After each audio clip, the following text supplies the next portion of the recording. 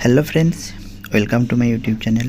আজকে আমি তোমাদের জন্য অ্যাডভান্স ইংলিশের আরও একটা নতুন টপিক নিয়ে হাজির হয়ে গেছি।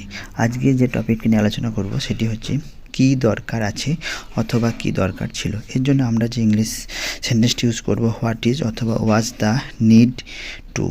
নাও স্ট্রাকচারটি দেখো, ফার্স্টে হোয়াট ইজ যদি প্রেজেন্ট টেন্স হয়, পাস্ট টেন্স হলে হোয়াট ওয়াজ লিখবো, তারপরে দ্য নিড টু লিখবো, তারপরে ভার্বের বেস ফর্ম বা ভার্বের যেটা এক নম্বর রূপ বলা সেটা লিখবো, তারপরে সেন্টেন্সের আদার্স যে সমস্ত ওয়ার্ডসগুলো থাকবে সেগুলো আমরা ইউজ করব।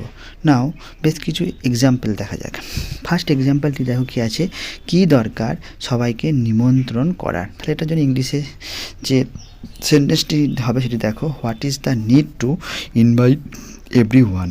কী দরকার সবাইকে নিমন্ত্রণ করার, what is the need to invite everyone. কী দরকার প্রত্যেক দিন টিভি দেখার, what is the need to watch TV everyday.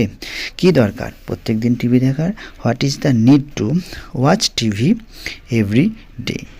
Now next এক্সাম্পলটি দেখো কী আছে, কী দরকার ছিল সেখানে যাওয়ার। তাহলে এটা হচ্ছে পাস্ট টেন্সে, সেখানে লিখবো what was the need to go there.